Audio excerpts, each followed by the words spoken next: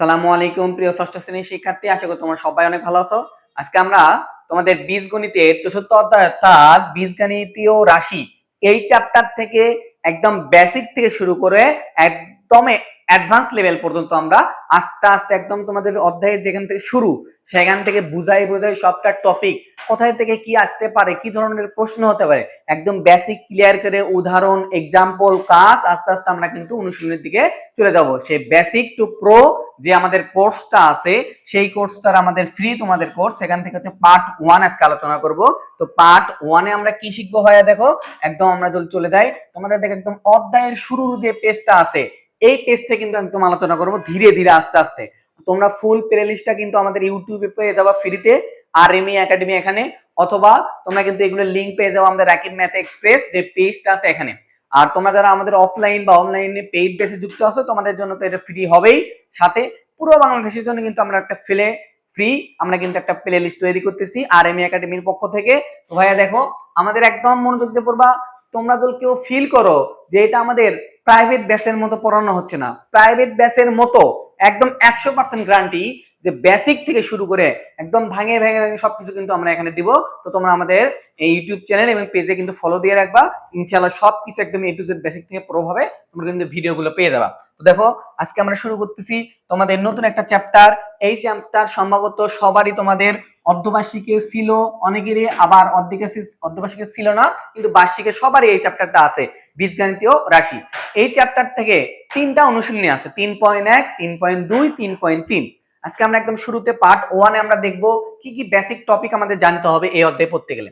এবার আসো, আমাদের এই অধ্যায়ের নাম হচ্ছে বীজগণিতীয় রাশি। তো এই বীজগণিতীয় রাশি আমাদের এই অধ্যায়গুলোতে আমরা কি কি শেষে শিক্ষার্থীরা শিখতে পারবে তার একটা নমুনা কিন্তু আমাদের এখানে দেওয়া আছে। দেখো এই যে কি কি শিক্ষার্থীরা শিখতে পারবে তার একটা নমুনা কিন্তু আমাদের এখানে দেওয়া আছে। যেমন বীজগণিতীয় প্রতীক, চলক, সহগ, সূচক এগুলো কিন্তু আমরা চিনতে পারবো। তারপরে সদৃশ বিসদৃশ পদ শনাক্ত করতে পারবো, পদ শনাক্ত করতে পারবো, যোগ বিয়োগ এগুলো কিন্তু আমরা শিখতে পারবো। জাস্ট আমি যার যার নিচে দাগ দিলাম, আন্ডারলাইন করে দিলাম, এই কয়টা টপিক কিন্তু আমরা এখান থেকে মাস্ট বি বেসিক ক্লিয়ার করতে হবে, তাহলে কিন্তু আমরা অনুশীলনীর অঙ্ক এমসিকিউ সবকিছু কিন্তু ক্লিয়ার করতে পারবো। তো দেখো আমরা শুরু করি। তো আমাদের ফার্স্টে এখানে দেখো একটু লক্ষ্য করো, তো আমাদের প্রথম পেজে 4.1 আমাদের কি দেওয়া আছে দেখো, বীজগণিতীয় প্রতীক, চলক ও সহগ ও সূচক এই তিনটা জিনিস কিন্তু আমাদের দেওয়া আছে, প্রতীক, চলক, সহগ। তো দেখো আমাদের এখানে আমরা রিডিং পড়ে পড়ে তোমাদের বুঝাই দিচ্ছি। বলছে পাটিগণিতের সংখ্যা প্রতীক বা অঙ্কগুলো হচ্ছে যে এগুলো, যে 0 থেকে 9 পর্যন্ত, ঠিক আছে। বীজগণিতে ব্যবহৃত সংখ্যা বা প্রতীক বা অঙ্কগুলো হলো 0 থেকে 9 পর্যন্ত, এগুলোকে আমরা প্রতীক বলে থাকি। আশা করি বুঝতে পারছো প্রতীক কি জিনিস। পাটিগণিতের ক্ষেত্রে আমরা 0, 1, 2, 3, 4, 0 থেকে 9 পর্যন্ত পড়ি, আর বীজগণিতের ক্ষেত্রে 0 থেকে শুরু করে 9 পর্যন্ত, এগুলোই আমাদের প্রতীক। এসব সংখ্যা প্রতীক দ্বারা যে কোনো সংখ্যা লেখা যায়, বুঝতে পারছো, যে আমরা চাইলাম যে কোনো সংখ্যা লিখতে পারবো। তবে বীজগণিতের সংখ্যা প্রতীকের সাথে অক্ষর প্রতীকও ব্যবহার করা হয়। এবার সংখ্যা প্রতীকের সাথে কি ব্যবহার করা হয় বীজগণিতে, খুবই গুরুত্বপূর্ণ একটা জিনিস দিচ্ছে যে বীজগণিতের সংখ্যা প্রতীকের সাথে অক্ষর প্রতীকও ব্যবহার করা হয়। যেমন আমাদের এদের 2x লেখা আছে, 2 একটা সংখ্যা, এই যে x এক অক্ষর, তাহলে আমরা দুইটা প্রতীককে এখানে ব্যবহার করিনি, এটা আগে বলছে। এরপরে এটি বীজগণিতের মৌলিক বৈশিষ্ট্য। এটা কি বীজগণিতের এই যে সংখ্যা প্রতীকের সাথে অক্ষর প্রতীক যে ব্যবহার করা হয়, এটা হচ্ছে বীজগণিতের কি বৈশিষ্ট্য বলতো, মৌলিক বৈশিষ্ট্য। একদম ক্লিয়ার? আচ্ছা, এরপরে আমাদের বীজগণিতের সংখ্যা প্রতীক আমরা কি বলি, এ বি সি, পি কিউ আর, এক্স ওয়াই জেড, এগুলোই সাধারণত বেশি ব্যবহার করা হয়। তুমি চাইলে এর থেকে জেড পর্যন্ত যে কোনো কিছু বসাতে পারো, কিন্তু এ বি সি, পি কিউ আর আর এক্স ওয়াই সবচেয়ে বেশি ব্যবহার হয়। তো এখানে দিছি অক্ষর দ্বারা জানা অজানা সংখ্যা বা রাশিকে প্রকাশ করা হয়। বুঝতে পারছো? আশা করি বুঝাতে পারছি। আমি 4.1 এখানে কি কি দিছে আন্ডারলাইন করে দিচ্ছি, তোমরা কিন্তু আন্ডারলাইন করবা। আশা করি বুঝছো? ক্লিয়ার? এবার আসো, এই দ্বিতীয় পেজে আমাদের কি কি দেওয়া আছে আমরা একটু পড়ি। দেখো দ্বিতীয় পেজে আমাদের একটু সন্ধে গল্পে আমাদের বোঝানোর চেষ্টা করছে তারা। দেখো বলছে মনে করি মালির কাছে কয়েকটি আম আছে। এখন তুমি কয়টা আম আছে সেটা কি তুমি জানো? জানো না। আচ্ছা ঠিক আছে, এখানে মালির কাছে কয়টি আম আছে তার নির্দিষ্ট বলা হয়নি, আমি যেটা বললাম তার কাছে যে কোনো সংখ্যক আম থাকতে পারে, তবে বীজগণিতিক প্রতীকের সাহায্যে বলা যায় তার কাছে এক সংখ্যক আম আছে। এই যে আমরা পাটিগণিত কিছু নাই মানে ক ধরে নিতাম না, ক সংখ্যক, খ সংখ্যক, তেমনি বীজগণিত আমরা কি ধরে নেবো বলতো, X Y Z A B C D P Q R. বুঝতে পারছো? তোমার ইচ্ছা মতো ধরো। এবার এক্স এর মান 5 হলে মালির কাছে 5টি আম আছে। 10 হলে মালির কাছে 10টি আম আছে। তারপরে আমাদের মালির কাছে 10টি আম আছে। বুঝতে পারছো বিষয়টা? 5টা হলে 5টা আম আছে, 10টা হলে 10টা আম আছে। আশা করি ক্লিয়ার। আচ্ছা, তাহলে আমরা বুঝলাম। এবার আসো চলক কি জিনিস হয় দেখো, এখন একদম বেসিক থেকে বোঝাচ্ছি কিন্তু তোমার, একটু মনোযোগ দাও। আশা করি তোমরা যদি আমার এই প্লেলিস্টের সবগুলো ভিডিও দেখো আল্লাহর রহমতে, 2-3টা দেখলে তুমি বুঝতে পারবে যে কি রকম ইফেক্টিভ ভাবে আমি তোমাদেরকে পড়ানোর চেষ্টা করতেছি, একদম বেসিক ভেঙে, যাতে তোমার পরীক্ষার আগে কোনো টেনশন হয় না। এখন তো মোটামুটি তোমাদের অর্ধবার্ষিক পরীক্ষা শেষ, অর্ধবার্ষিকের জন্য প্রস্তুতি নেবা। অবশ্যই তুমি কিন্তু আমাদের সাথে থাকবা, ইনশাআল্লাহ ভালো কিছু সার্ভিস পাবা, অফলাইন বলো আর অনলাইন বলো, পেইড বেস বলো আর ফ্রি বলো। বুঝতে পারছো? দেখো, অক্ষর প্রতীকের x এর মান 5 বা 10 অন্য যে কোনো সংখ্যা হতে পারে। বীজগণিতের এই ধরনের অজানা রাশি বা অক্ষর প্রতীককে চলক বলা হয়। এবার আসো, চলক কি জিনিস বলতো? এই যে বীজগণিতের যে অক্ষর প্রতীকটা আছে অজানা রাশি x y z a b c, এগুলোকেই কি বলা হয় বলতো? চলক বলা হয়। তোমার সংজ্ঞা তেমন আসবে না, আমাদের এখান থেকে চলক চিনতে হবে। ধরো আমাদের এখানে দিচ্ছে 3x + 2y। এখন তোরা প্রশ্ন করছে এই রাশিতে কয়টা চলক আছে? x একটা চলক, y একটা চলক। আমরা কি জানি x y a b c সবগুলোই তো চলক হয়, তাহলে এখানে x একটা চলক, y একটা চলক। আশা করি বুঝতে পারছো। এরপরে আসো, আমাদের তাহলে কি বুঝলাম? চলক কি জিনিস বলতো? বীজগণিতের যে অজানা রাশি বা অক্ষর প্রতীক, এগুলোকে কি বলা হয় বলতো? চলক বলা হয়। চলক হিসেবে আমরা ব্যবহার করতে পারি x y z a b c d এগুলো। অতএব x এর মান একটি উদাহরণ, x চলক একটা উদাহরণ দিয়ে বুঝাইছে আর কি। এখানে চলক হিসেবে x প্রতীক ব্যবহার করা হয়েছে। x প্রতীক পরিবর্তে y প্রতীক হতে পারে, সবকিছুই হতে পারে। এই জন্য আসো লক্ষ্য করি, চলকের তারা কিছু বৈশিষ্ট্য দিছে এখানে। সেই বৈশিষ্ট্যতে কি বলছে হয় বলতো?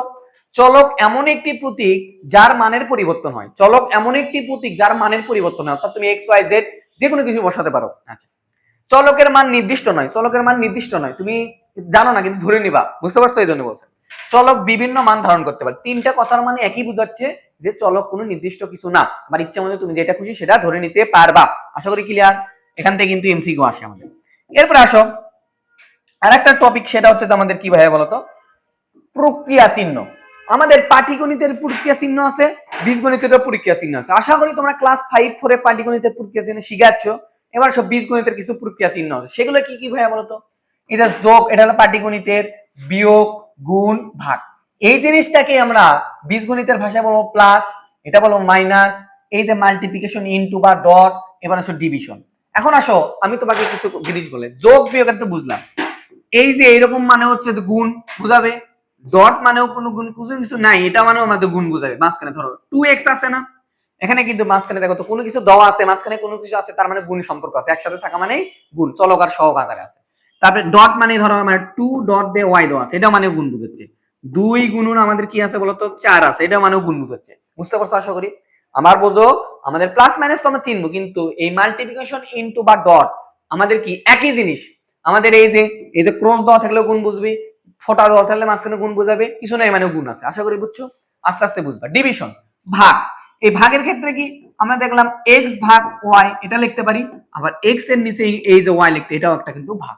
আশা করি আমি সবকিছু একদম ডিটেইলসে বোঝাতে পারবো, বাচ্চাদের মতো, যাতে তোমরা জিরো লেভেলে আসো, আমি এটা ভেবে তোমাদেরকে বোঝাইতে চেষ্টা করতেছি। একটু মনোযোগ দাও। তা গেল আমাদের। এরপরে আসো, তাহলে আমাদের এই যে আমরা চিনলাম যে প্রক্রিয়া কি জিনিস পাটিগণিত, বীজগণিতের। এখন আসলে কিছু উদাহরণ দিছে আমাদের, সেই উদাহরণগুলো আমরা একটু লক্ষ্য করি। সেটা কি বলছে? ধরি x y দুটি চলক, ভালো কথা। বলছে x প্লাস y, তাহলে x প্লাস y কে আমি সংক্ষিপ্তে কি লিখতে পারি? x y লিখতে পারি না, এটা বলছে এই জায়গায় x plus y। x minus y মানে এটা মাইনাস, x ইনটু এই জায়গায় এটা মানেও যা বোঝাচ্ছে, এটা মানেও যা, আমি তো কিছুক্ষণ আগে তোমাকে যা বললাম যে x y এটা মানেও গুণ বোঝাচ্ছে।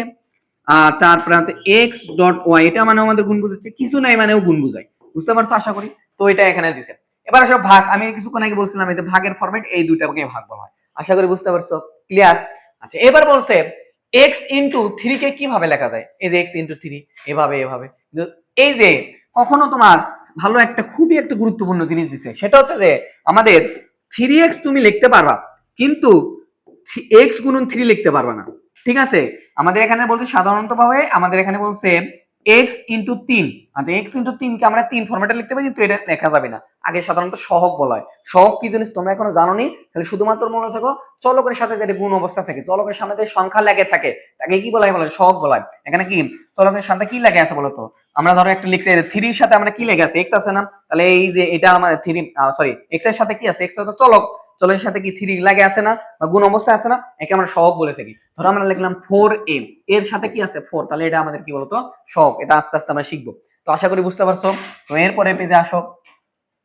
এরপরে পেজে কিছু আমাদের কাজ দিচ্ছে, দেখো ভাইয়া এই পেজটা যদি তুমি বুঝে থাকো আশা করি তুমি চলক প্রতীক সবগুলো ক্লিয়ার হয়ে যাবে। তো বীজগণিতের দুইটি প্রতীক পাশাপাশি লিখলে এদের মধ্যে কোন চিহ্ন আছে ধরে নিতে হয়। আচ্ছা, দুইটি প্রতীক যদি পাশাপাশি থাকে তখন এদের মাঝে কিছু নেই মানে গুণ আছে, যেটা আমি তোমাকে বললাম।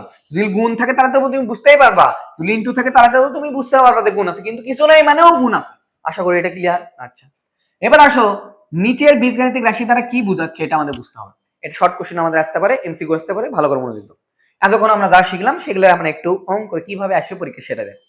বলছে 8x দ্বারা কি বোঝায়। দেখো তো ভাইয়া 8x দ্বারা কি, মাঝখানে আমরা জানি কিছু মানে কি থাকে বলতো, গুণ থাকে। তাহলে বলতেই পারি আমরা x এর 8 গুণ বলতে পারি না। তাহলে এখানে আমরা কি লিখতে পারি বলতো, x এর আমাদের কি বলতো 8 গুণ, এটা আমরা লিখতে পারি না। এই দেখো x এর 8 গুণ এখানে লেখা আছে যে x এর 8 গুণ। আশা করি বুঝতে পারছো, এত কিছু তোমার লেখার দরকার নেই, তুমি জাস্ট x এর 8 গুণ। এরপরে কি বলছে, এটা তো আছে যে a প্লাস 5b দ্বারা কি বোঝাচ্ছে, a প্লাস 5b। এবার আসো a প্লাস 5b দ্বারা কি বোঝাচ্ছে, a এর সাথে। এখন আসো একটা জিনিস মাথায় রাখবা, যোগ মানে বোঝাচ্ছে এদের প্লাস চিহ্ন, এটা মানে বোঝাবে সাথে, বাংলা ভাষা সাথে।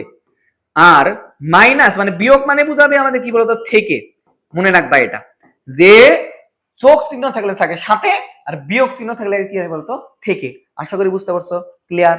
এবার আসো, তাহলে আমাদের বলছে a এর সাথে b, তাহলে আমাদের বলছে a প্লাস 5b আছে, তাহলে a এর সাথে এদের প্লাসের জন্য সাথে 5 গুণ, b এর 5 গুণ। আশা করি এটা বুঝতে পারছো কিনা, এখানে কিন্তু ভাষা লেখাই আছে, ভালো করে দেখো। আবার আমাদের এখানে কি আছে, a প্লাস এর জন্য a, আমরা জানি প্লাস মানে সাথে, b 5b আছে, 5b মানে কি বোঝাচ্ছে b এর 5 গুণ, 5 এর b গুণ না, b এর 5 গুণ। আশা করি বুঝতে পারছো। এবার আসো মাইনাসেরটা দিছে, দেখো এটা, তাহলে একটু লক্ষ্য করো, ভালো করে মনোযোগ দাও একটু, এটা লক্ষ্য করো। তাহলে ভাইয়া দেখো এখানে আমাদের কি আছে, বলছে যে 3x মাইনাস 2, 3x মাইনাস 2 মানে কি হচ্ছে, এই যে x এর 3 গুণ বোঝাচ্ছে না, কারণ x এর 3 লাগানো আছে। তাহলে আমরা বলতে পারি x এর 3 গুণ। আমি কিছুক্ষণ আগে কি বুঝলাম বলতো, মাইনাস মানে কি বোঝায় বলতো, থেকে বোঝায় না, থেকে কত আছে 2, তাহলে 2 বিয়োগ লেখা দিয়েছে। আশা করি বুঝতে পারছো, ক্লিয়ার। এবার আসো এইটা কিভাবে বলবো, আমরা আস্তে আস্তে কিন্তু আমরা অ্যাডভান্স দিকে যাচ্ছি, আশা করি বুঝতে পারছো। তো এরপর আমাদের কি বলছে বলতো, ax প্লাস by, কি বলছে ভাইয়া বলতো, ax প্লাস by। তাহলে এখানে আমাদের ax প্লাস by, আমরা উপরকার কাজটা আগে করি। তাহলে এটা আমরা বলতে পারি যে x এর a গুণ বা a এর x গুণ, a ও a গুণফলের সাথে, a ও x গুণফলের সাথে b ও y এর গুণফলের সমষ্টিকে, মানে দেখো তো আমাদের a আর x এইটার এই দুটোর গুণফলের সাথে মানে কি, এটা যোগ। এরপরে কি আছে বলতো, by আছে, তাহলে আমরা বলতে পারি b আর y এর সমষ্টি। এই যে যোগ মানে কি, সমষ্টিকে কি দ্বারা ভাগ বলতো, 4 দ্বারা কি বলতো ভাগ, এই যে 4 দ্বারা ভাগ করে এই ভাষাটা তোমার ইচ্ছা মতো লিখবা, জাস্ট তুমি একটু বোঝার চেষ্টা করো, তাহলে তুমি বুঝতে পারবা। জাস্ট দুইটা তিনটা যদি একটু মাথার মধ্যে ঢোকে, যে কোনো জিনিস আনতে পারবা। আশা করি বুঝতে পারছো। আমি এই 4টা জিনিস আবারও বুঝে দিচ্ছি। তো আমাদের এখানে কি বলছিলাম, 8x, আমরা জানি একসাথে থাকলে গুণ অবস্থা থাকে, তাই আমরা বলতে পারি x এর 8 গুণ। এরপরে কি বলছে বলতো, একটু বড় দিছে, প্লাস আলার সংযোগ করতে, তাহলে আমরা বলতে পারি a এর সাথে, সাথে কেন হলো বলতো, প্লাস মানে সাথে হয়। আচ্ছা, b এর 5 গুণ যোগ, শেষ। এবার সেম ভাবে এটা বিয়োগ, এটা দিছে x এর 3 গুণ, 3x x একসাথে আছে কিছু নেই মানে গুণ, গুণের থেকে মাইনাস মানে থেকে 2 বিয়োগ, শেষ। এবার আসো এটা একটু আমাদের আরো অ্যাডভান্স দিছে, তাহলে আমরা বলতে পারি উপরকার ভাগটা আগে পড়ি। সেটা কি বলতো, x x এর গুণফলের সাথে আমাদের কি আছে বলতো, by এর গুণফলের যে সমষ্টি আছে বা যোগফলকে, এই পুরো সিস্টেমকে আমরা 4 দ্বারা ভাগ করছি সবগুলো। আশা করি বুঝতে পারছো। তো আজকের পর্বে আমরা জাস্ট কি শিখলাম বলতো, দুইটা জিনিস শিখছি, চলো আর কি বলতো প্রক্রিয়া চিহ্নের যে ব্যবহারগুলো সেগুলো, আর যোগ মানে কি বিয়োগ মানে কি। আশা করি বুঝতে পারছো। তোমরা যদি আমাদের বেসিক টু অ্যাডভান্স অনলাইন অথবা অফলাইন ব্যাচে যুক্ত হতে চাও, আমাদের ডেসক্রিপশনে দেওয়া নাম্বারে আছে, অবশ্যই যোগাযোগ করো। আমরা বগুড়াতে অফলাইন পড়াই, জলশরী তোলাই, এবং অনলাইনে আমাদের কিন্তু একটা বেসিক টু প্রো কোর্স আছে। তুমি এখানে যে এইভাবে শিখতেছো, এইভাবে আমরা পড়াই, এর চেয়ে গোছানো ভাবে প্রস্তুতি তোমার কিন্তু একবার আটাই দেবো। আশা করি বুঝতে পারছো। তো ভর্তি হলে দ্রুত যোগাযোগ করবা। আসসালামু আলাইকুম।